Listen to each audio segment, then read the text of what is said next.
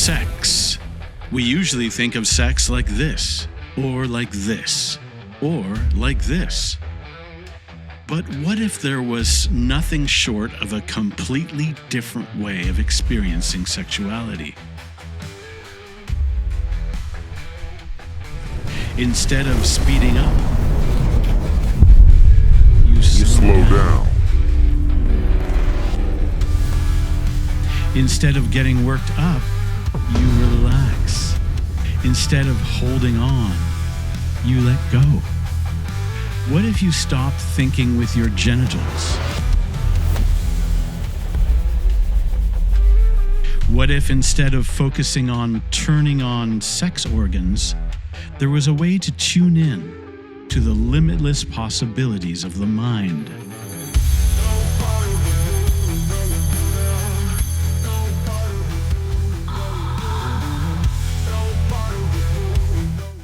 Coming soon.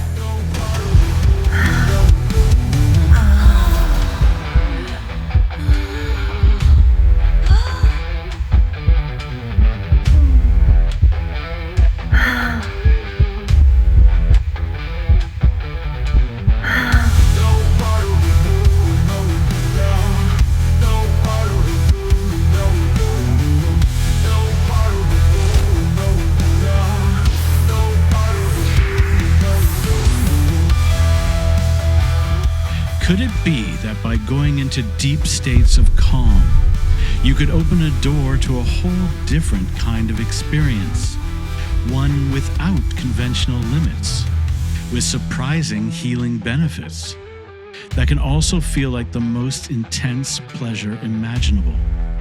Sounds impossible. Maybe it is. But our story begins here, in the charming and beautiful city of Salzburg, famous for being the birthplace of the great composer Mozart, but to some better known as the place where they shot The Sound of Music. Salzburg is home perhaps to a virtuoso of another kind. This woman is currently an expert at experiencing hypnotic orgasms. She has had hundreds. Right now, she is having full sexual experiences without being touched, or without anyone else even being in the room. She used to have at best one orgasm in a night. Now she can have dozens. In a specific hypnotic trance, she seems to have almost endless orgasmic possibility. These orgasms have made her feel more confident, more healthy, and more beautiful. It's possible that many people could experience what she can. This is something the wider public doesn't know. This is why this film is being made.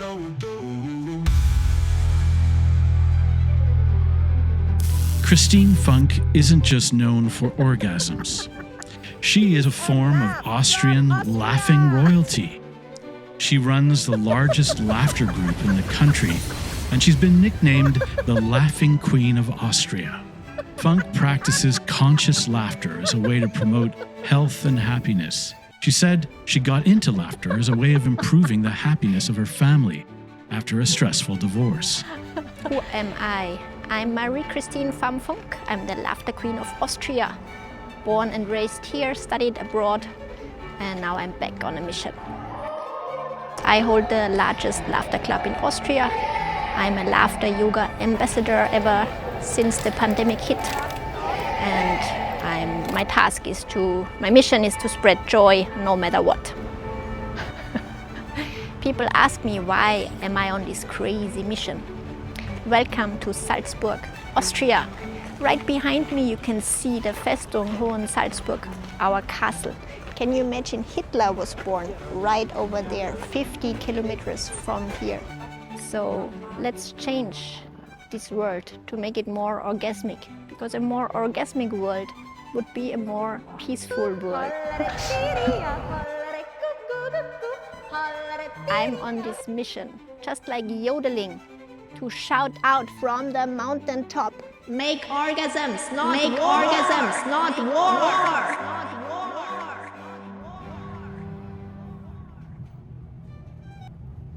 But it's not all fun and games and yodeling for the laughter queen. Perhaps like the rest of us, her life has a serious side. Funk has been in a bit of a funk lately. Being a single mother of 2 children is not easy. She also has a challenging day job, and she experiences burnout. She lost her mojo. She feels weighed down and physically flat. That's when she said she tried something new. Recently, I joined a seminar about hypnotic sexuality, and this was mind-blowing and life-changing. There were a bunch of people and 2 hypnotists. They put us into deep relaxation, deep trance.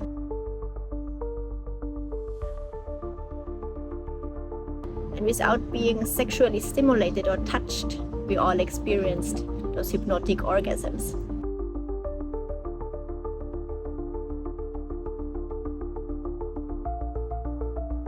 It changed my life.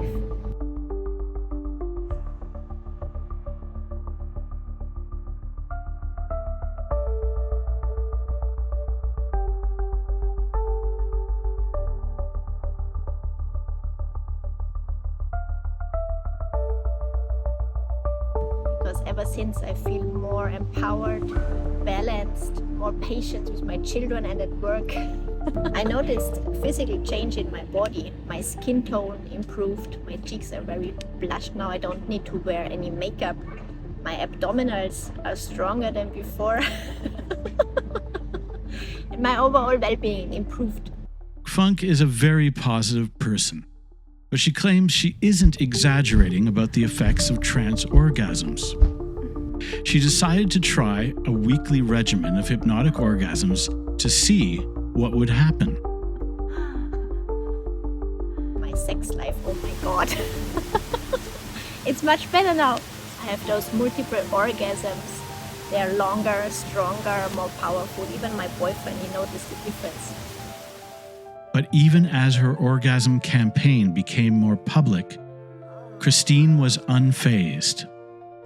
So I'm not worried about what people say about me. I'm a very open person. My friends and my family support me. Even my grandmother, she was very excited that I'm on this mission now. It isn't just the intense pleasure. It's the side effects, she says. It was hard to explain. When she told people about it, some people didn't quite believe her. It seemed impossible. But this is where I come in. As one of the hypnotists working with her, I had seen this before. I believed the phenomena was real, and I also felt like I was in possession of an important secret the world simply didn't know about. That it's possible to give people powerful orgasms just by talking to them. But there was a catch. Almost no one believed it was possible. People are already skeptical about hypnosis to begin with. When I did a TEDx talk, it went viral, partly because people thought it simply couldn't be real. Awake and alert. If you can hear my voice and you know what's going on, you have the power to lift a finger on your right hand. You can do that now. If you can hear my voice, you can lift a finger on your right hand. So anyone in the audience who hears the word hypnotism will also shout, "It's fake." Okay, very good. So now, coming back into the room, feeling refreshed and relaxed, remaining in trance, on the count of 3, 2, 1, when I snap my fingers, now. When I am talking right now about hypnotism, it's fake! What I'm trying to illustrate is that hypnotism is not well understood. I was skeptical about hypnosis too, until I had an experience that drove me straight to it. I was not a hypnotist exactly by choice. I have been a journalist for most of my life. And back during 9/11, I was working on a documentary about, actually had to do with the way people died. It was not a fun film. I actually got traumatized by a number of the images that appeared in this documentary. I knew this because I literally could not get the pictures out of my head. And so what I did is, for months, I lost sleep. I developed a kind of anxiety I'd never had before. And sort of as a last-ditch thing, I saw an ad for somebody offering help for people that had obsessive memories. I called the number, and within half an hour, I was talked through a particular process. The problem was resolved. I was instantly cured. I then discovered that it was hypnosis, and I was trained in hypnosis. I learned how to do it after that, and I thought, I gotta learn how to do this. I soon discovered that hypnosis was the real deal, but there was a lot of public confusion around it. If hypnosis is not well understood, hypnotic sexuality is an even bigger mystery. Sexuality itself is still taboo.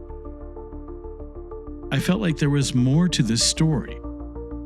I did a talk at a conference titled, "There is Something You Don't Know About Sex." Virtually no one in the audience had heard of the phenomena before. You and anyone actually can have orgasm without being touched, without contact. And not only that, you can have them in unlimited numbers, and that a lot of people that have this experience will describe it as being better than conventional sex. And what's really weird is this can be achieved by simple relaxation. I think the catch is it's a particular kind of very deep relaxation that brings this about. So I'm going to really try to explain this and lay it out for you because I think it has more implications. When I was studying hypnosis, I would often go and study shows that people did, and there's a phenomenon in late night, kind of like Las Vegas hypnosis shows, where you go to a show and at the end, sort of the closing crazy act, the hypnotist will announce that everyone on stage right now will have a massive orgasm. To give you an idea, this is what it looks like. You feel my hand touch your shoulder. You will have the loudest, the wildest, the most powerful orgasm of your life! Late-night stage hypnotists often close their shows by telling a row of hypnotized volunteers that they are all going to experience powerful multiple orgasms.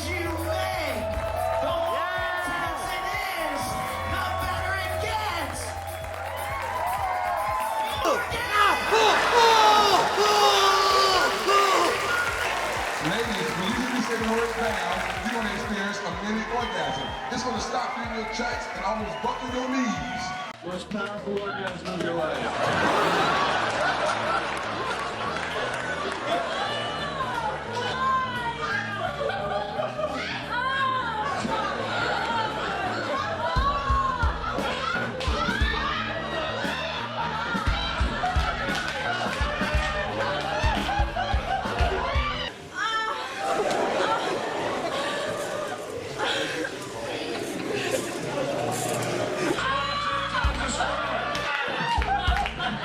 Everybody was clapping and cheering, and I got up there and I blew up the house. It was like, bam! I was like, what the hell?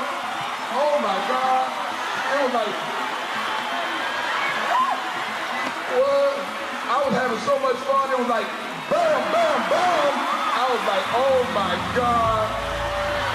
Oh my God. It was feeling so good. I didn't want to get off stage. It was like, bam, bam. What was happening here? Even after the show, volunteers seemed to continue to go into orgasmic states when they were tapped on the shoulder.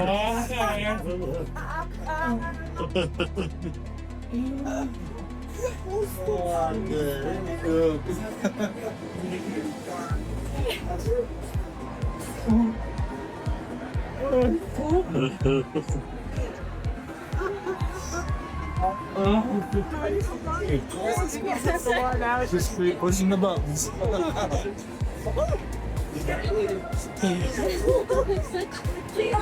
Love him.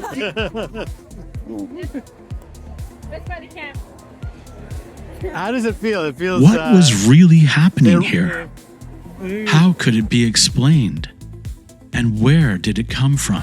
To the audience, this was insane comedy.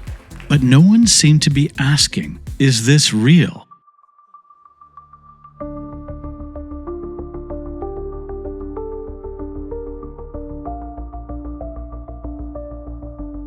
Las Vegas, possibly the world's most hypnotic city. Here, the world's top hypnotists meet every year for HypnoThoughts Live, the world's largest hypnosis conference.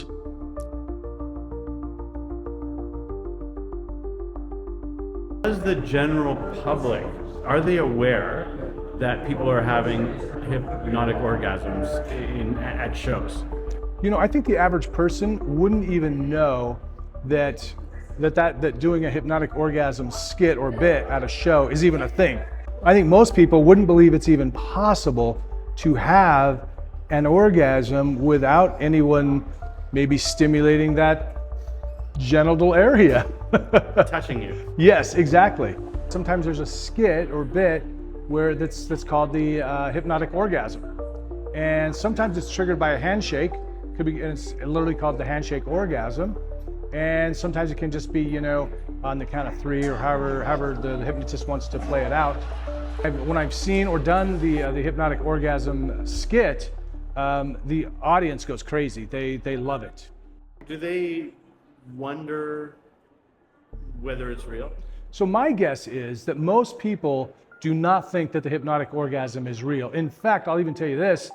There was a very famous stage hypnotist that recently, somebody had mentioned it in one of the Facebook groups, had actually said, "You don't think that's real, do you?" And you know, I should explain that is because it's the suggestion that's given, and so the hypnotist will say, "When I shake your hand, you will have a mind-blowing, you know, orgasm." You know, I was sort of in the same belief as a lot of people, like, well, probably they're just faking. And honestly, there could be some people that, I mean, just like in real life, people will fake an orgasm, right? So there could be people that are faking it, but I do think that there is a certain amount of those volunteers that are having an actual orgasm. And if you watch it, they could be a good actor, but they really seem into it, definitely. Perhaps the closest thing currently to an expert on erotic hypnosis is Manchester's Kaz Riley. Riley trains people to become erotic hypnotists and is presenting at the conference.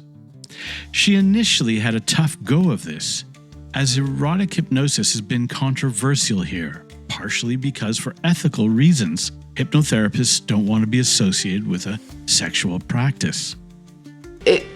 It is true that people can have orgasms without being touched using hypnosis. I have seen many people, both men and women, actually change by going through this process, because our sexuality is so fundamental to being human. You know, it's right up there with needing to eat, needing to drink.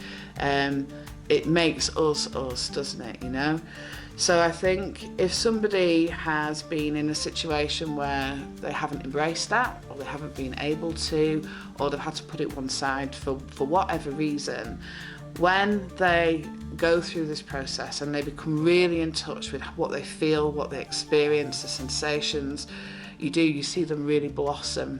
And what you often see happen is they become really comfortable with themselves and their sexuality. And then as a side effect of that, if you're then comfortable with yourself and your sexuality, that then also has impacts on everything else that you do, whether that's your partner, you know, your relationships, your work, because something that in the past you might have been really repressed and uncomfortable with suddenly becomes something to be really celebrated and enjoyed. And what's better than that in life, really, you know?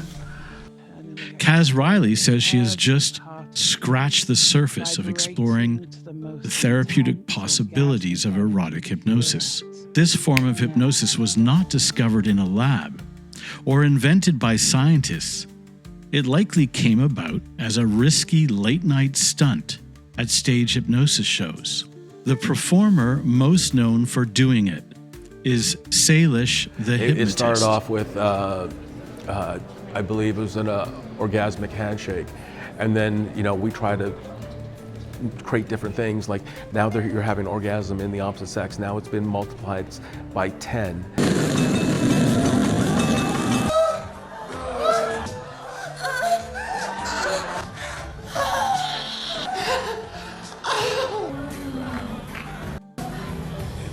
Let's multiply this by 10. Do you have a sense that you were showing something, some aspect of human nature that people didn't know existed to the world? I don't believe they thought it was possible. But as people looked at it, they could tell it wasn't staged or faked because it was intense and it was real. To a point where, that video made me world famous. It's interesting because, we can see it from the funny point of view, but I mean, if you think about it, that could be helpful for therapeutic purposes, right? I mean, really, what a great, or stress relief, if nothing else, stress relief, right? You just... Because all that somebody shakes your hand, you have an orgasm. Exactly, yeah. You're having a bad day. But the public does not even know, in your opinion, that hypnotic orgasms exist. Right. Two, do they think if they do know they exist, do they think they're real? I would guess no, because most people don't think hypnosis is real, So and I get it, because when you see the stuff that we can do on stage, when we can make somebody believe that they're, a famous singer, then they think, well, you could never do that to me, and it may not be, because not everyone can be hypnotized the same way. So maybe it wouldn't happen for them, but also a lot of people, as a hypnotist, we know that most people think they can't be hypnotized, when the truth is most people can be hypnotized. But everybody seems to, well, I can't be hypnotized. I'm not, but most of us are. I've been doing shows for a couple of years, and I kind of was in this opinion like, well, maybe they're just kind of faking it. I don't know. These people up on stage, it looks pretty real, but maybe they're faking it. And so I did, because a common bit that I would do was, on the count of 3, your penis is missing, right? And so it always gets, of course the audience goes crazy, they love that. And I did it one night, and the guy literally started crying. These were tears, real, actual tears, started crying when he came out of it. And of course the audience erupted. They thought it was hilarious, and I felt bad. I also laughed a bit myself, but I felt terrible. And so I, immediately, put him back down. It'll be bigger and better than ever before. And so it worked out okay. But, if you ask somebody, if I asked somebody, hey, do you think I could make your nose go missing, or your penis, belly button? They'd go, no, but it can. It absolutely can. It's way more powerful than people believe it is. For Christine Funk, who had never tried hypnosis before, hypnotic sexuality was certainly powerful. She was starting to feel her complexion change, even her body transform. And 2 of her favorite things, laughter and orgasms, combined when she discovered the laughgasm.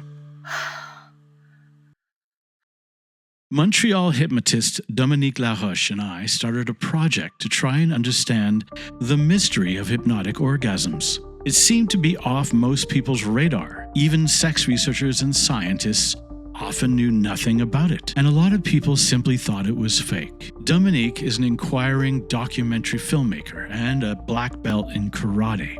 Her take was that the human body was naturally built for pleasure, and that a particular hypnotic trance could release it. So we opened up a workshop where people could try different hypnotic altered states, including orgasms. A lot of people were interested. Because people seemed to glow when they experienced them, the Bloom Project was born. How do these states work? What are they about? How do you create them reliably and ethically? We are born naked. We are born for pleasure. We're born to touch ourselves and create and transmute this sexual energy. That is in everything. If you look in nature right now, like these plants, they're having sex. They're blooming all the time, To be totally relaxed. And this is my place tonight, is to make sure that you, by following my voice, will become more and more relaxed, and you will experience a very enjoyable trance. So what did I think of this? I saw everybody going into the state of trance, and I was kind of scared that I wouldn't get into it, because I'm not a person that's obedient at all. I don't listen to anybody at all. And just magic, everything you're telling me, was just feeling it and feeling it. It was really something. I breathe in, I was like, relax, relax, relax, and then get rid of stress. And then I got deeper, just because I wanted to focus on it. The feeling is different. but it can be as strong. The orgasm in a trance can be as strong, even if nobody is touching you. And this is so powerful, because what does it say? It comes from inside.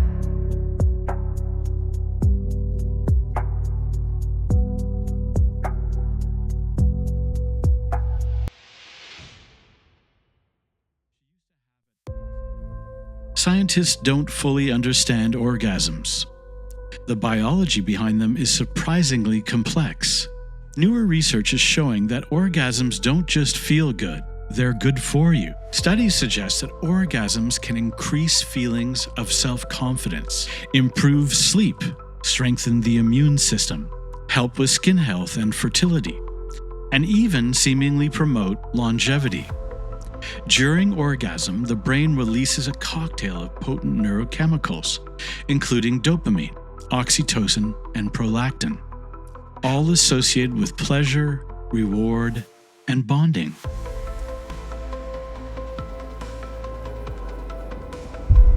The Bloom workshop had a clear protocol. The process is explained, and then people are asked for their consent. They can ask to stop or drop out anytime. People seem intrigued by what is possible by using hypnosis to open doors to altered states like bliss, calm, laughter, and orgasm. In the workshop, we discover there is a specific deep trance that is most likely to produce hypnotic orgasms. Not everyone can get into that trance, and it usually requires the person be a good hypnotic subject. When people have hypnotic orgasms, they tend to flush, and the muscles of their abdomen appear to almost move on their own. We are often amazed. Then we head to Paris.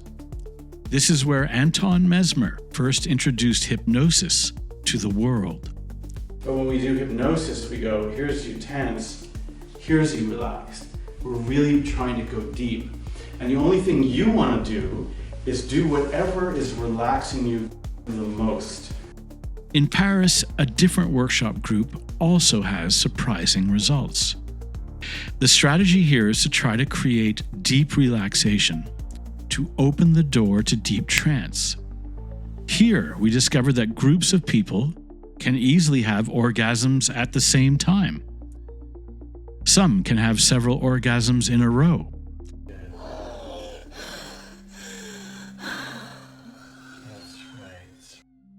We discovered that orgasms can be started and then stopped, and then continued again. This is intriguing, as it seems like with the person's consent, you could alter the meaning of an orgasm midstream.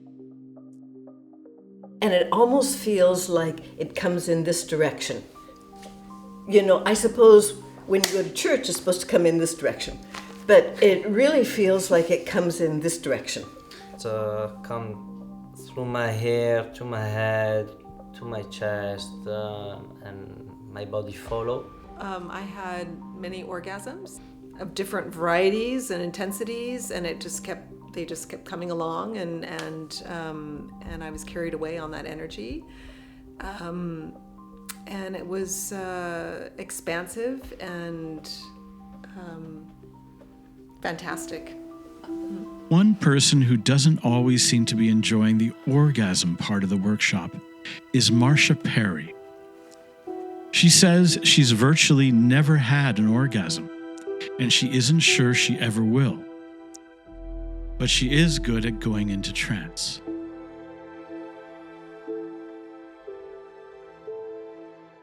This thing between my legs is broken. I've had so much trouble in bed. Everything starts from me. I mean, I already have 2 kids, and I didn't take the time to enjoy the experience. So just recently, I found a partner that is actually very responding to me. He makes me want to trust him. So, but every time I find myself battling with whatever's in my mind, and at some point I was like, "Why are you thinking?" And then I just shut off, and then it comes back, and then so it ruins the whole thing. Yeah, I mean, I used to feel a lot of shame. A lot of shame being a woman, a lot of shame just having a vagina.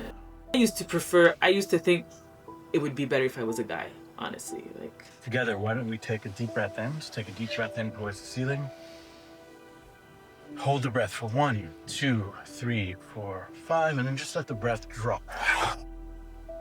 Good. Second deep breath in. Hold the breath for 1, 2, 3, 4, 5, 6, 7, 8, 9. Even deeper, 4. Even deeper, 3, 2, 1. And because you requested the ability just to see if you can come back out, in a few seconds, you'll be able to, on your own volition, come back out. But then when you go back in, you're going to go back in deeper. Deeper and relaxed. You're going to come out in 3. And I snap my fingers. 2. On your own volition, you're just going to come right back out. 1. Good. And now on the count of 3, 2, 1. Deeper, relax. Deeper and deeper each time. Let go of any tensions that are in your shoulders now. Let go of any tensions that are in your arms now.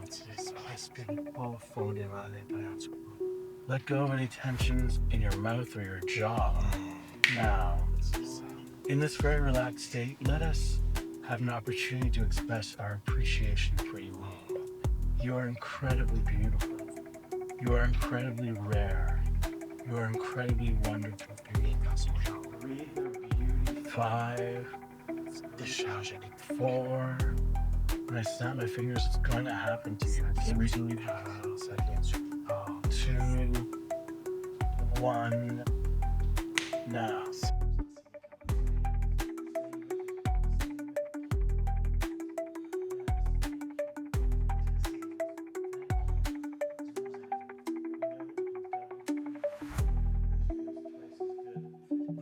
Feels twice as good.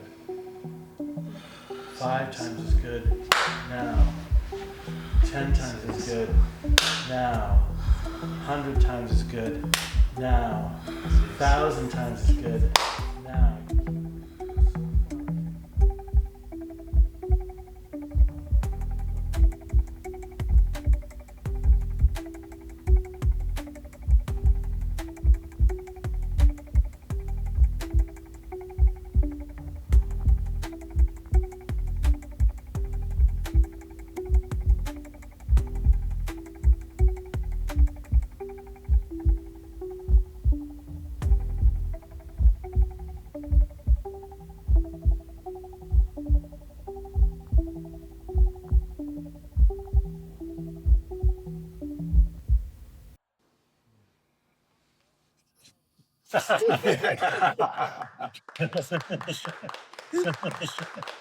Well done. wow. I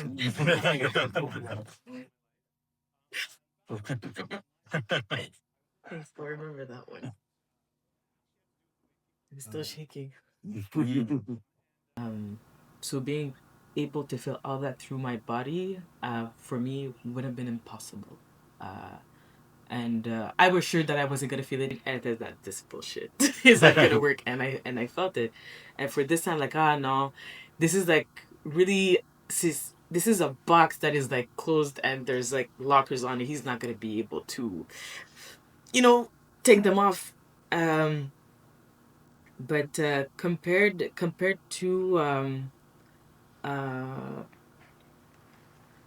the experience with a live person, I would be one that would say that it's better. How do you feel now? I feel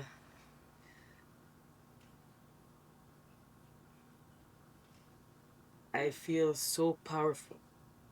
I feel like I own myself. One of the people attending the Bloom Project workshop is neuroscientist Jim Faust, who is an international expert on orgasm. I haven't seen hypnosis before. I've seen it on television and on videos and whatnot, but I think there's no better indicator of the idea that your brain is what is creating pleasure, creating pain, creating all the states that you experience. It's not the external world is what acts on you, but it's your brain that interprets that. And I think the fact that you could get this out of people, right, just by suggestion is, I think, a really significant thing. Why does it matter that it's your brain? Because, I mean, orgasms are supposed to be generated by your genitals and by genital contact. So the fact that you could get people to experience an orgasm, and a really good one, I think is phenomenal in the sense that it really says that your brain is what interprets it. How do you know it was real?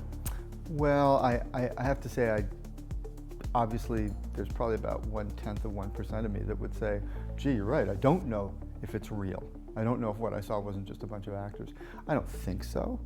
The fact that someone who has not experienced orgasm is able to have a pleasurable sensation that runs through her body like a waterfall is phenomenal. As an observer of behavior, to watch the differences in the behavior and the commonalities, right? You saw the commonality of the pelvic movements, right? And the pelvic floor muscle contractions that people were getting. And everybody thrust their head back. Okay? Because, I mean, this is something people do. It's not just what porn actors do. People actually do this. I could imagine, you know, this could be potentially harnessed as treatments for some kinds of depression, right? Especially the experience of the kind of pleasure we saw tonight.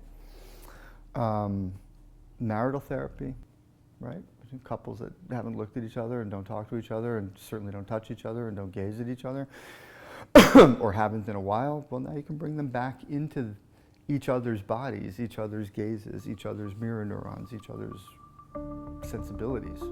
I don't think I possess extraordinary capabilities, and I'm not an expert on sexuality. But from a hypnosis point of view, even though this is not easy, it's not extremely difficult either. This is likely something that an experienced hypnotist could be trained to do. A surprisingly high percentage of the population is anorgasmic, meaning they've never had an orgasm in their lives. Could this process help? Then Professor Faust told us something surprising. There has never been a scientific study of hypnotic orgasms, but in his opinion, there should be, urgently. If orgasm was in the mind and not in the genitals, what difference would that make? It means that anything the mind could do, imagine, feel, strive, heal, fly, cry, maybe orgasms could do too.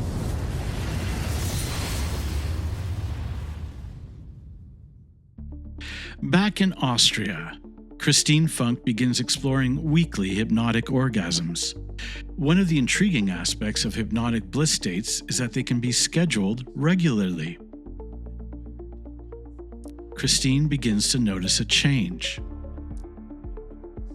So what happened to my face when I started the hypnotic sessions? I realized immediately after the sessions that I had a very nice blush and very, very nice skin tone in my face. I was also very heated up. And the day after, I woke up almost wrinkly free, which was very nice. Like this glow stayed for some days. And even my voice was a bit lower after the sessions. I think it was true because the diaphragm was very active and came back in the very relaxed shape after the sessions. My skin also improved because usually I have my period pimples and they were much less. My friends noticed the glow and my radiant eyes. They thought, "Are you in love?" And I was like, no, yes, of course I'm in love with my boyfriend, but so I noticed the change too. I noticed it immediately when I went to the bathroom after the hypnosis session. I immediately noticed, oh, my eyes shine bright. Meanwhile, back at the Bloom Project, the results were becoming more dramatic. It was clear that people could have full-on orgasmic experiences while remaining in control. New volunteers were often surprised by the results. I was very shocked that I could actually experience an orgasm. I felt like that was not going to happen. It was something that, no, I don't think that's possible. However, when it did, it was a different level, and I was able to explore and go deeper. It didn't necessitate any touching. I was able to go deep in my mind and explore my body and what I wanted to experience. I had complete control. However, I was able to let go in a way that I felt safe, and it was pleasurable and safe at the same time.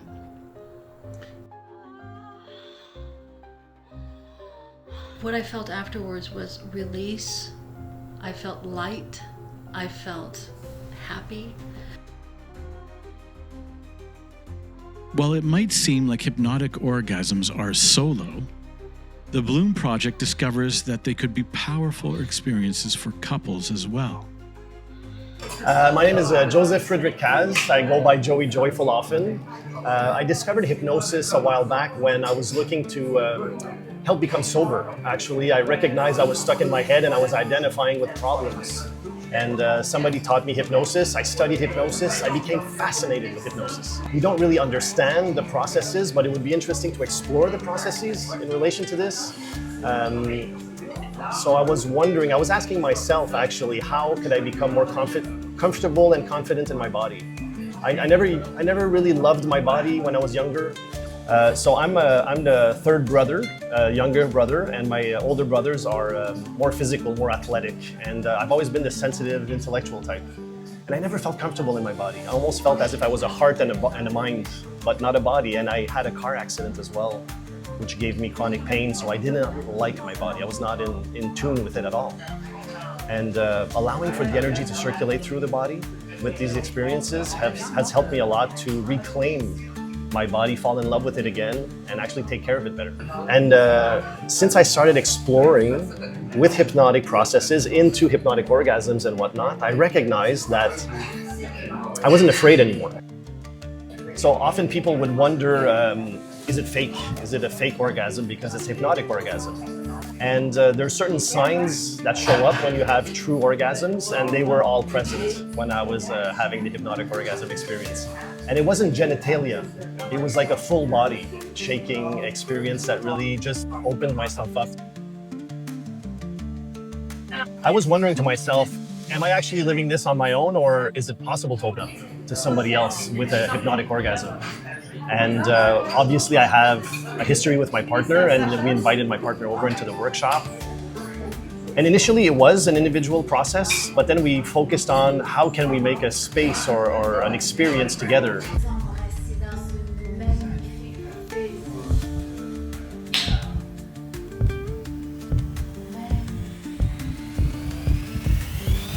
And we actually felt as if we created an area that we're able to go back into throughout our lives, and not only in sexual intercourse, but just throughout our lives. It's as if that space exists that we're able to connect with, and we feel safe when we're there. And it's something that can, that sort of influenced our relationship. It became softer. It became more, I don't know, I can't say more real because it was real before, but there's more depth to it. What I found the most interesting with the experience with my wife is we were guided into feeling as if we were floating in space, and we truly were floating in space, and just her and I together in a bubble, a protective bubble where we could explore together a new frontier, sort of forgetting who we were, not thinking of who we would become, but just really experiencing the moment together. And it was in multiple levels. It wasn't just physical, obviously. It was very emotional, very ethereal. It's interesting to discover that we're not only having the experience together, but we're almost feeling the other person as well, because we're so open, and we know in science that when we're close together and we're in coherence, the hearts mingle, beating, and the brains sync up as well. And it's almost as if our orgasms synced up as well during that experience. A lot of people believe or would ask, is this a solo experience? I actually believe it would be very helpful in therapeutic sessions, settings, I should say, for people that maybe have difficulties with their physical body. this opens up a space where they can encounter themselves and encounter their partner in something that they can share together. It's helped me. It's helped me become more in control of myself in bed, but in life as well, because there's a confidence that comes with knowing how to experience hypnotic orgasms.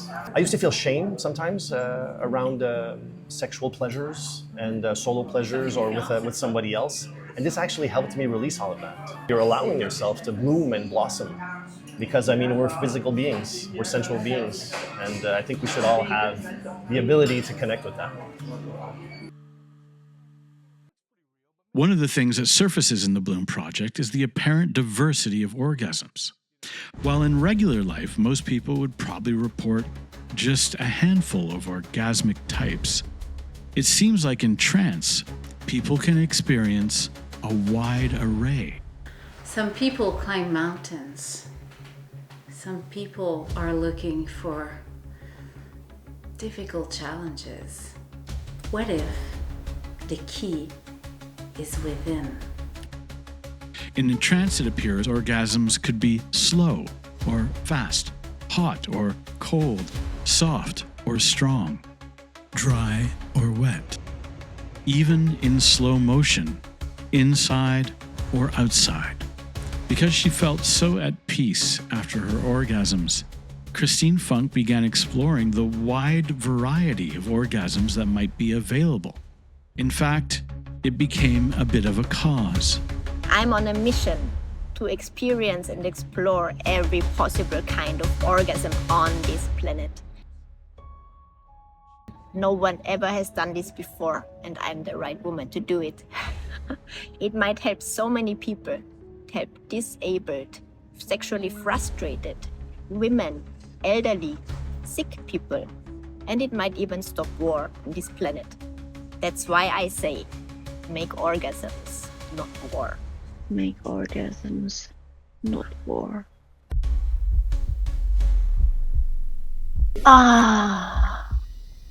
So there are so many different kinds of orgasms I experienced under hypnosis. For example, the fall orgasm, where I just fall back and experience an explosion in my body. I experienced the windgasm, a kissgasm, an eye-gasm. So there are so many different kinds of orgasm. Even a float-gasm, me flowing in the water. It's really, really amazing. So is it possible to have a musical orgasm? Yes, the techno-gasm. Not only could Christine have different kinds of orgasms, she could have orgasms as different kinds of people. Man-gasm, where I felt like a man during sex, which is really crazy, but so much fun, oh my God. When I had the man-gasm, I experienced this power, this strength, because usually when I have a orgasm, I feel very comfortable with myself. And when I had my man-gasm, I felt like, yes, I showed the world that I'm a man and I'm here. And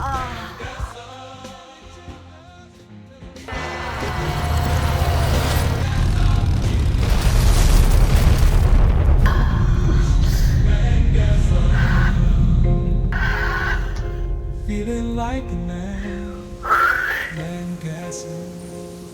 In trance, it appears you can even have an orgasm while flying.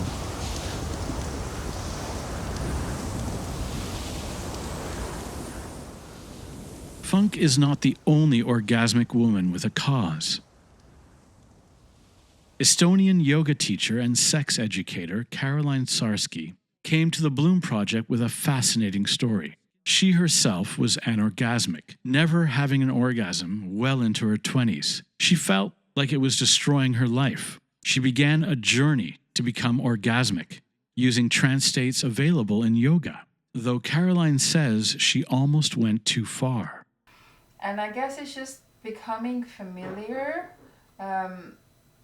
with this energy or what's happening in your body. Like your body learns it. When Caroline started teaching people to become more orgasmic, many people thought she was faking it, possibly because she had so many. Partly because of that, Caroline was motivated to pioneer a field of sexual research. She inspired research looking for a blood test that could determine whether orgasms are real or not. An hour. And then take the third blood sample. Caroline is now on a mission to help non-orgasmic women. My mission is to get all world's women orgastic. Because I know it's possible, and because I feel it's so important for the healing for the world. Because when I just look at myself, how I used to be so uptight, so closed, so not sexually open, and what my life quality was then, and what it is now, and how I feel in my body, and how I feel as a woman, and how I interact and how I relate, it's so different. And I see all these women who have these sexual problems, who are closed, and I know they can open up, and I know if a woman's open sexually, then her heart opens, and we need it for the healing of the world.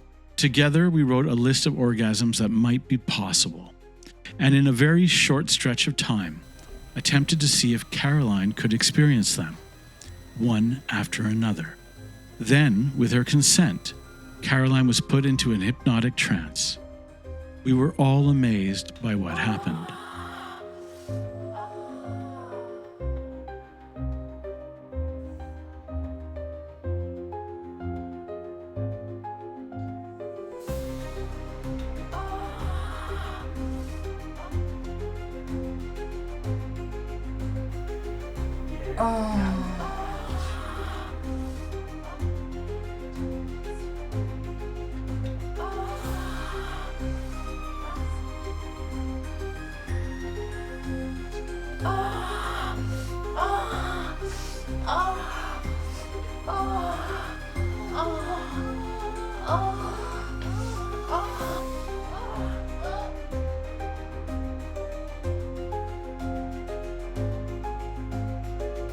Have the orgasm, and now stop.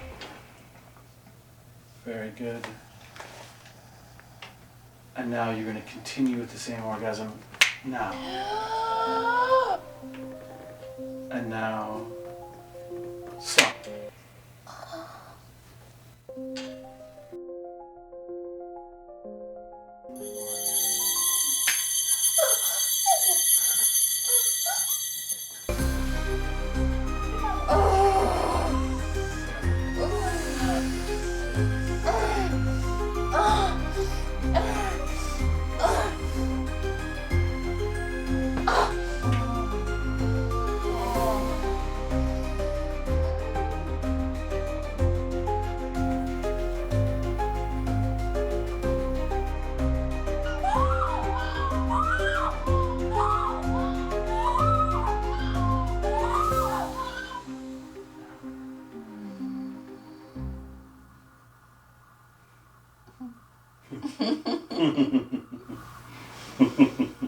That's a lot of orgasm. Yeah. Yes. Was it ever? Holy cow. I hope you're not too exhausted. Yeah. What are some of these, like, for example, did you really have a slow motion orgasm? I did have a slow motion orgasm. That was so cool. It was super slow. Like, everything was happening, but it was slow motion, and I was so aware and so present, and oh, it was amazing to have slow motion orgasm. What has changed in my life after I've learned to orgasm like this? Well, I would say everything has changed. My whole life perception has changed. My physical health is much better. My emotional health is much better. I'm much more calm and balanced. I don't get stressed out so much. Just more self-confident, just seeing life in a more, harmonious, happy way. There's a good reason why people think hypnotic orgasms are fake. They seem impossible. They can be triggered by just the snap of someone's fingers. They require no contact. People who aren't orgasmic can become orgasmic. People who are orgasmic can become multi-orgasmic. People who can only have one kind of orgasm can have many diverse kinds. Hypnotic sexuality also breaks the rules of conventional sexuality. According to scientific research, it takes most people a near absolute minimum of 13 minutes to arrive at orgasm. However, the Bloom Project experiment suggests it could be faster, much faster. I want to show you that it is possible to have an orgasm in 1 minute. Is that okay? Claire, is that okay with you? Oh, yeah. I'm going to start the clock in a few seconds, and then we'll see what happens. Count of 5, 4, here, starting clock, 3, 2, 1, go. Okay, I'm just going to ask you to take a deep, deep breath in, deep and relax, and let go and go into a relaxing, deep sleep. Deeper and deeper sleep. Double sleep. Now, triple sleep all the way down. 5, 4, 3, 2, 1, into a very relaxing. I'd like you to imagine you're in a warm, warm hot tub. Not too hot, but beautifully warm. And as you melt into this tub, there's a beautiful feeling of pleasure that's going the other way. Up your toes, up your body, up, swelling into a beautiful feeling in the middle of your body. As it swells stronger, stronger, and stronger, you will find you will explode into a beautiful bloom orgasm in 10, 9, stronger, 8, 7, 6, beautiful rush, 6, you can feel your heart beating, 5, 4, 3, 2, and now. Beautiful, that's right. There you go, now feel it. I think it was around 51 seconds or so. Beautiful, beautiful. You are beautiful and amazing. It is magic. Naturally, most people who saw this believe it was fake. Hypnosis has existed for centuries, yet it remains strangely mysterious. Many people fear it, worried about mind control, or perhaps they are threatened by their own unconscious. Experts often blame Hollywood, which has often portrayed hypnosis as powerful, dangerous, even sinister. Part of the confusion is there's never been a total model to explain it, but let me give it a try. In every 24-hour cycle, we live 2 lives, one in waking, one in dreaming. But there's also a third state, trance, hypnosis. In my first TEDx talk, I proposed a controversial idea, not entirely my own, but I was perhaps the first to be able to present it in a public forum. To use the stereotype of a hypnotist, somebody uses a pendulum that goes back and forth, but that pendulum going back and forth is doing something particular to the eyes. Let's do a little bit of an experiment. I'm just going to ask you just to look at my finger, right? Watch, keep your head steady and watch it go back, forth, your eyes get heavier, in a few seconds they will just close, back, and forth. Now you can just go relax to sleep. Beautiful. Look at her eyes are flickering. So she has entered a state, that is very similar to REM. Now, is it possible that what hypnosis is doing is jump-starting the actual REM state? People in deep hypnotic trance are not asleep. They are in a waking dream. Hypnosis and dreaming are connected. You can often see this in the eyes of people in deep trance. Their eyes are flickering, similar to REM, the rapid eye movement state of dreaming. The public rarely sees this unless they are up close to a person in hypnotic trance. Hypnotists, meanwhile, often witness this in both stage hypnosis and hypnotherapy. And there's an intriguing reason people look asleep in deep trance. In REM sleep, when we dream, the body enters REM atonia, a natural paralysis that stops us from acting out our dreams. Perhaps deep hypnotic trance is doing something similar. People go limp, except they can act out requests from a hypnotist. This state follows a different set of rules, one science still struggles to define. Sometimes it seems like if you can dream it, you can do it.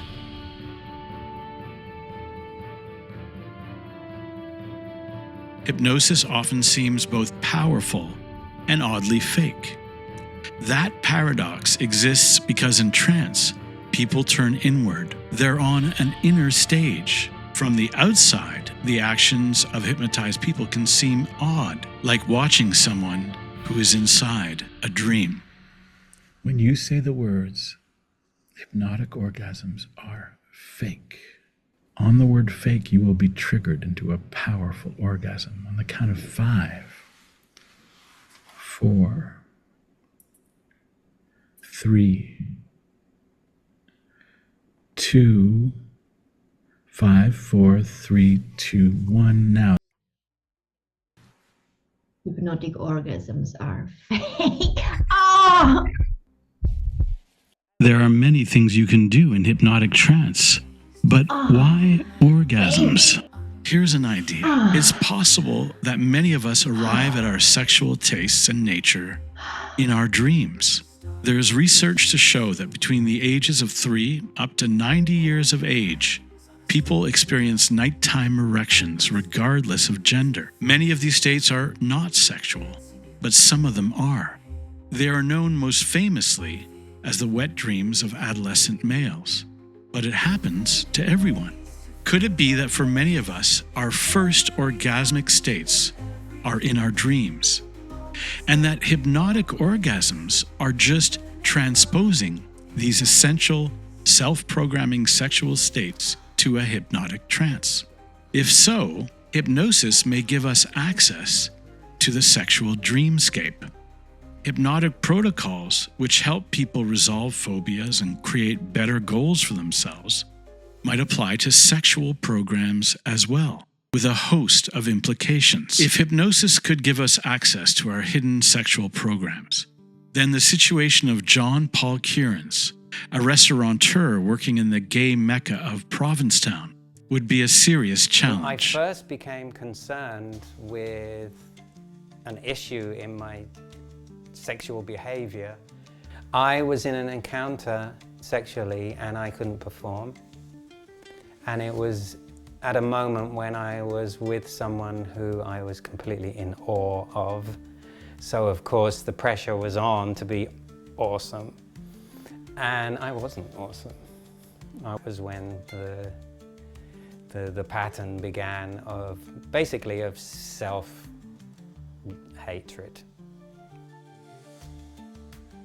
I would more often than not be dreading going into a sexual situation because of the fact that that one time I didn't get an erection. But it was something that I allowed to stew, and I kind of nurtured it by giving it attention.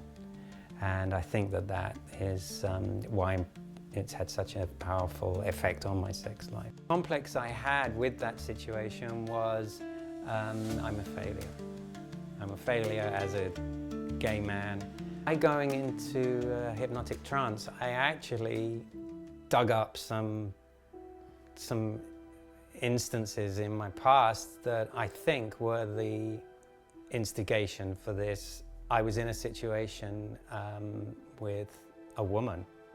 Of all things, I'm a gay man. And I, at high school, had a relationship with a girl. And I came out to her and said, you know, I'm gay. And she was very angry and dumped me. 6 months later, she had left town and was going to college to study to be a nurse. And she contacted me and said, I wanted to talk to you because I feel really bad about what happened. And I'm gay too. So she came out to me. We decided to bury the hatchet and meet up. So I went to visit her in her college dorm, and we went out to a gay bar together with her now girlfriend. And we had a grand old time. Came back to the nurse's dorm, and this is every straight man's fantasy. These two girls decided that they were feeling kind of romantic, so they started making out. And before I knew it, I was involved in this situation, this sexual situation with these two girls. Halfway through it, I was totally into it. I was receiving a blowjob basically from the girlfriend. And my ex-girlfriend left the room. I thought to probably use the bathroom or something. And then all of a sudden the door flies open and she starts screaming, "I hate you," and kicks me full in the face while I'm almost at the point of coming, basically. And that was the most horrendous experience, as you can imagine. 5 minutes are just a blur of screaming and blood and stars in front of my eyes because I had been kicked so hard. I experienced a dramatic and unplanned loss of an erection, pain, feelings of failure and betrayal. And it kind of made sense that that was probably the event that created this issue. That was aha moment. Like, oh my God, that. I was able during hypnosis to create a different ending.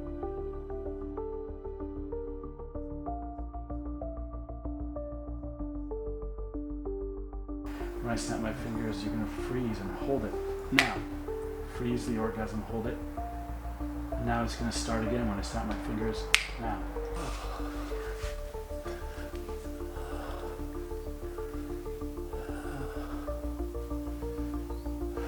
Beautiful.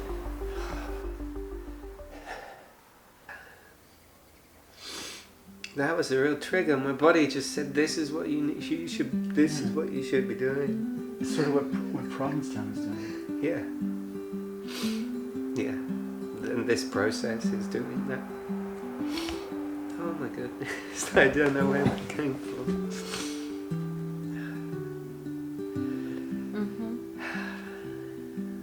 But it's all good. It's really all good. And didn't you feel like no stress? It's just like... No stress Yeah, at all. let my body experience. I embrace it and fuck the rest. Yeah. Right? It was exactly that. Yeah. To stand up and say, "Look, I don't care what you say. I'm gonna be me." Allowed me to take away the power of that event, and I think it's cleared the way for improvements.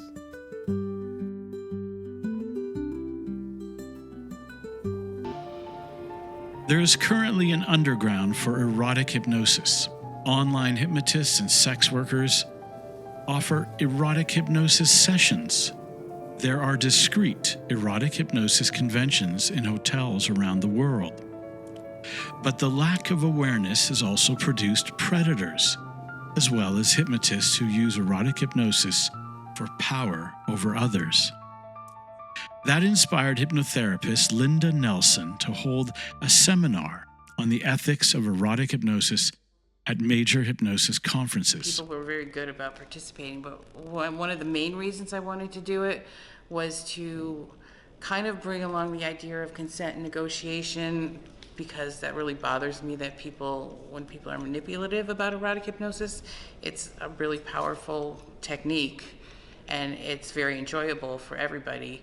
But I think the more people can get consent, the more women know about this and what their responsibilities are, what the hypnotist's responsibilities are. Everybody can enjoy it. Let's talk a little bit about covert hypnosis. Like when you meet somebody and you go to an event and you see this pretty girl in the elevator, or you see a pretty handsome guy in the elevator, and you want to hit on them, and you've learned these great seduction techniques and you think they're really cool and you want to try them. How do you guys feel about that?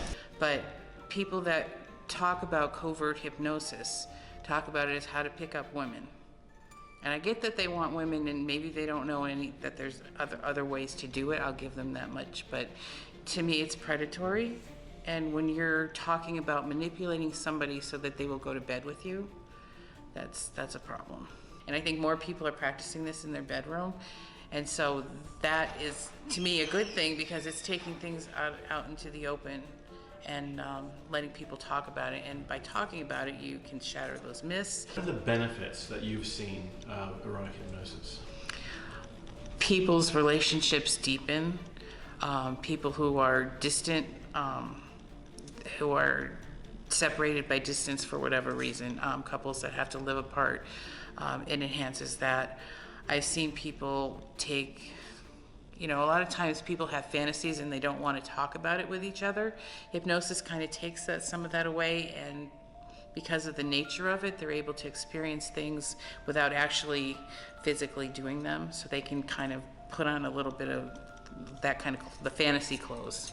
In a professional setting, and this is what I do use it for professionally, is there are women who have, and that's my passion is women. I will help men too, but there are women that have not ever felt that kind of sexual pleasure, the intensity of an orgasm.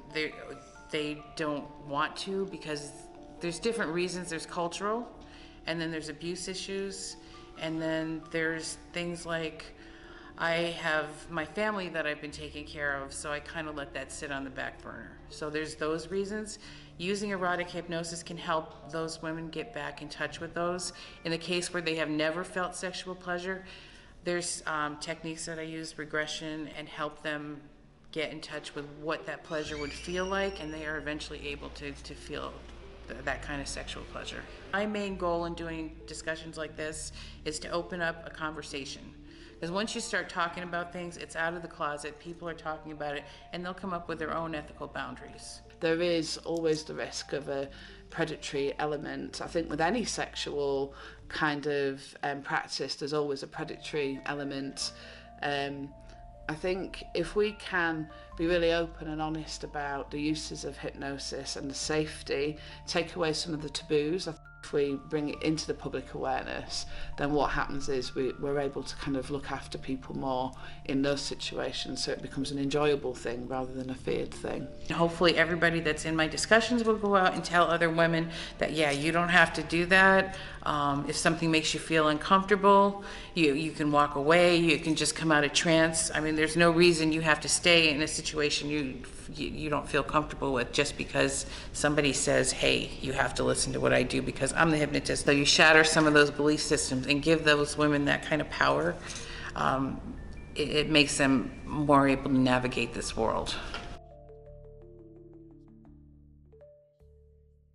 Until now, Christine Funk requires a hypnotist to get her into the trance that creates hypnotic orgasm. But Funk discovers a way to possibly get there herself. One day I really tried to find a way to put myself into deep trance. And because I like it fast and effective, I searched YouTube. And I found this beautiful way of induction. It's called the hug induction. And I tried it and it worked. Hello, Namaskar. My name is Bhaskar Puri. And today I'm sharing with you a technique on self-hypnosis. Take both your hands and gaze upon any palm of any hand. For me, I'm going to do it on my right. Cross 3 times. 1. Keep gazing on it. 2. And 3. Now slowly bring your palm towards your forehead. And exhale deeply and relax. So you focus on one hand, follow with your eyes. I do it 3 times. Then I roll my eyes up as I inhale. Go really, really up, that it looks really, really scary. So when my hands cross, I feel I get ready to go into trance. And then I roll up my eyes. It's a weird moment between being like present and unconscious. And as I close my eyes, I feel completely relaxed. I feel my eyes are flickering.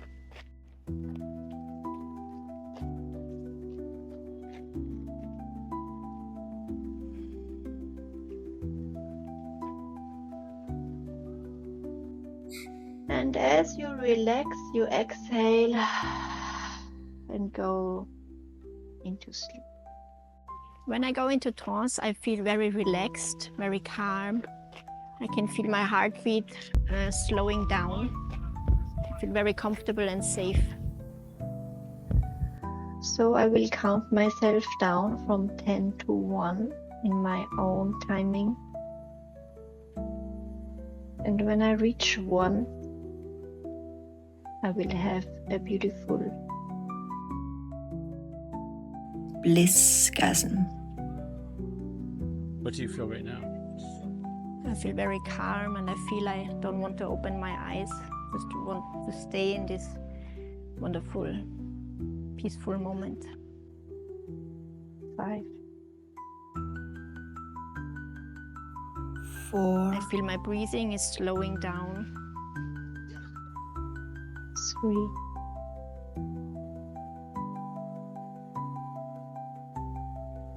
2, 1.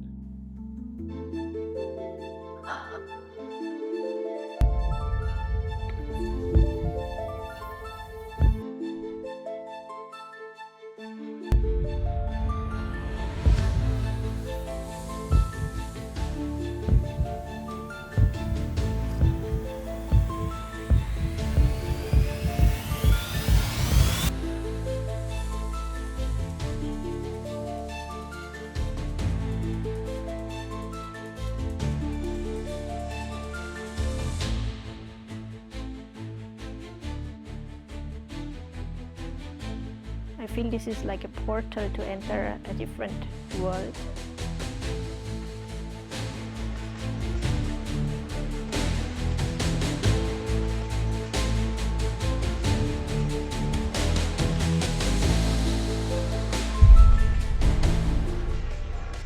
Christine discovers that what makes hypnotic trance so deeply mysterious, the white eyes of deep trance, once feared as signs of possession, may in fact be a doorway to something else entirely.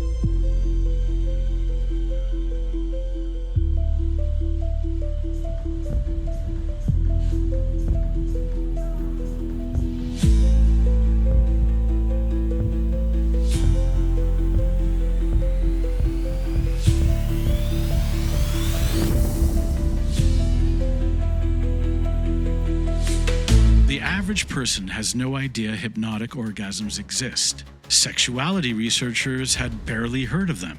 Could hypnotic orgasms be used to treat anorgasmia? If orgasms are really in the brain and not in the genitals, then could it also help people with certain disabilities? And even help people who've experienced genital mutilation? They also might benefit skin health, complexion, and even be used as a weight loss tool.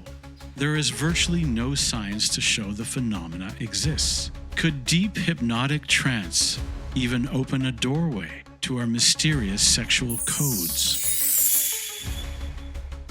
That's when Christine Funk joined the experiment. She had now trained in hypnosis. She, along with the hypnotists of the Bloom Project, all feel we are in possession of an important secret that should be shared with the world. The public is still unaware of it, and many, of course, believe it to be fake. Maybe we're just fooling ourselves into believing it's really happening. Not only that, the Bloom Project found that only part of the population, perhaps a quarter, could easily enter the trance state needed for hypnotic orgasm. But then came a surprise. A study from Northwestern University suggested something radical. All sexual arousal may be a form of trance.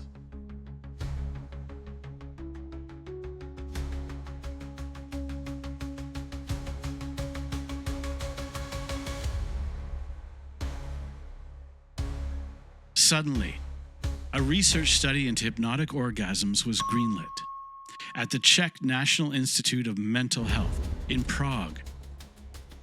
Professor Jim Faust, the same neuroscientist who witnessed the Bloom Project sessions in the early days, designs the experiment. It's partly built on research pioneered by Caroline Sarsky. We are trying to see for the very first time if hypnotically induced orgasms are essentially real from a physiological standpoint. Yeah?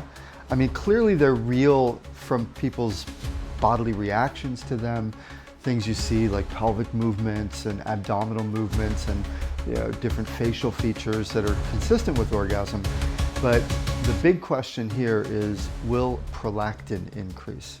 Because you can't fake that. Previous sexuality research shows that in the event of an orgasm, there is a predictable and unambiguous spike in the hormone prolactin, a hormone associated with breastfeeding mothers and dream states. That is a gold standard for orgasm, right? So if you're seeing that happening, and prolactin's going up, and it's happening at the same time as orgasm, yeah, they had an orgasm. The experiment requires that volunteers be blood tested before and after a hypnotic orgasm to see if hormone levels change. People have an indwelling catheter into their cubital vein, right, with the one that normally you have blood taken from. Now, why before? Because that's a control, nothing's happened. The one after is the one we're after. However, there was a problem. Suddenly, we needed to find volunteers. We needed brave people who would respond well to hypnosis in a very rapid time frame and are willing to possibly experience orgasms in front of strangers in Prague. But where do we find them? How do we know if they will respond? Then an answer became clear. Stage hypnosis. Stage hypnosis shows will often bring out people open to hypnosis and hypnotic trance. It was showtime. Hypnosis is not the preserve of hypnotists or hypnotherapists even. It is the common, massive, and amazing inheritance of all humanity.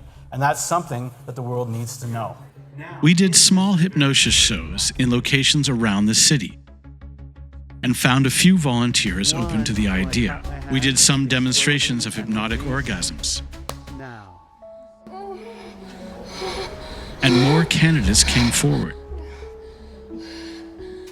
We did a demonstration of the 30-second orgasm at a launch party for a famous Czech magazine publisher on an island in the Vltava River. Sleep. Beautiful, deep and relaxed. Close to 5.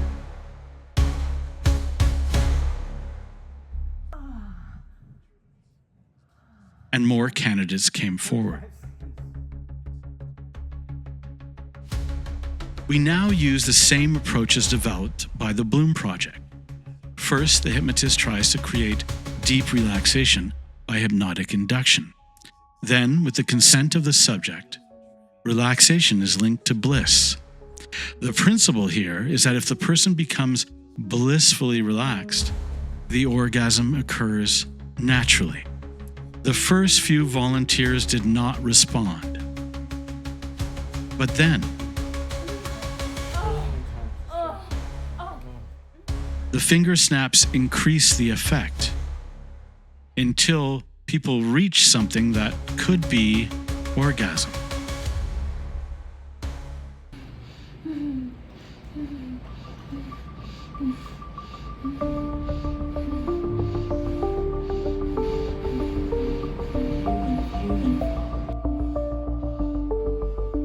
Something was happening.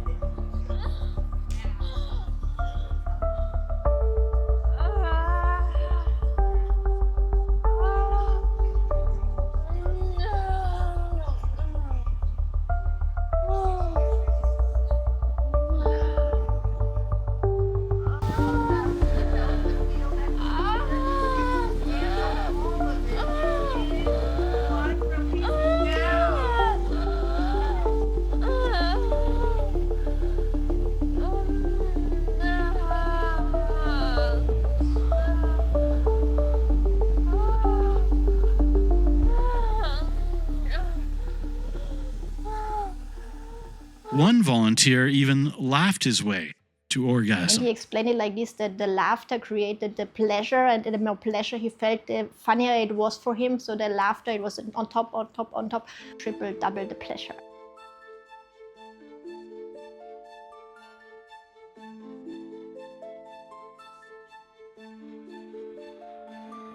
6, 5, 4, 3, twice as strong, 2, 1, now.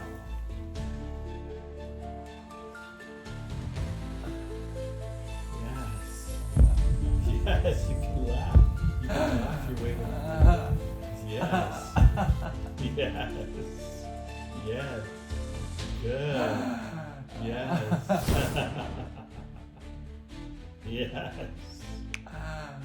Yes.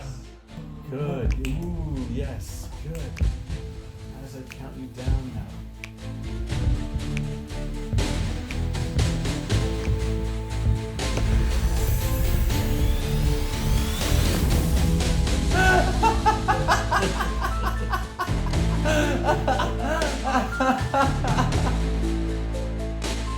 What does it feel like? Good. I mean, like it's a lot of fun. That I mean, like it's doubling himself because I laughing, and through it I have an orgasm. So I laughing myself that I have an orgasm through laughing. First of all, me as a hypnotic subject, it was a lot of fun. It was like the climax of all climaxes I experienced, because the hypnotist made me repeat and re-experience the whole process. All the highlights of this orgasmic journey. So I had a full-orgasm again, a techno-gasm, Mozart-gasm, like the abdominal were moving like crazy, like we really tried to push it to the limit to have really good prolactin rising. And I think we did it because it felt amazing.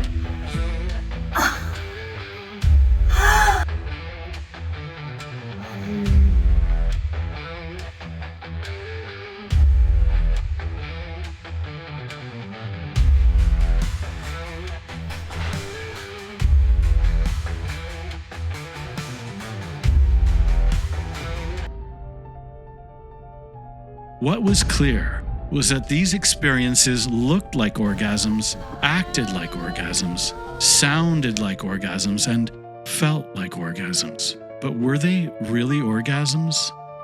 The blood tests would show. Although this is just a preliminary study, the blood tests are clear and dramatic. Every person who reported having a hypnotic orgasm showed a clear and consistent surge in prolactin levels, similar in principle to orgasms in conventional sex. The results of the experiment were presented to the European Society for Sexual Medicine at its annual congress in Vienna. Are hypnotic orgasms real? From the standpoint of prolactin, yes. And that's the objective measure. Yeah? Orgasms come to most people in their dreams, which may be why sexuality can feel so mysterious. Maybe there's a reason why some people report that hypnotic orgasms feel better than sex. Because maybe they're the original orgasms. Hypnotic orgasms, although they might seem exotic and even a novelty act, are more likely to be the original orgasm that helped program our sexual natures. And could understanding this seemingly bizarre aspect of human nature offer a new way to heal our intimate lives? Have not had orgasms because they're taking antidepressants, for example, people who have not had orgasms because they're getting older and it gets more difficult for them to do that. I mean, that has very real effects on relationship quality, on intimacy, right? If you could bring people with hypnosis to being closer to their orgasms, could potentially put that intimacy back in their relationships, right? And give them their sexuality back. And I think that's a really, really interesting and revolutionary idea. Could a more orgasmic world be less warlike? It's amazing because we can show the world this is real, this is something everybody needs. The whole world needs a big change. And with little things like laughter or orgasms, we could change the whole world to make it more peaceful. And finally, I think this represents a new vista in the study of women's orgasms and potential therapeutic intervention for women with orgasm difficulties. And thank you so much for your attention.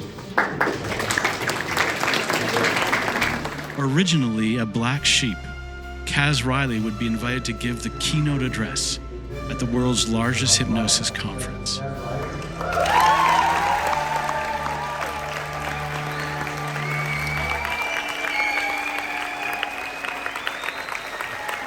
Caroline Sarsky continues to help women become more orgasmic. And you are watching the first ever documentary on the subject. And Christine Funk, the laughing queen of Austria, would have the last laugh. Peace and love from Austria!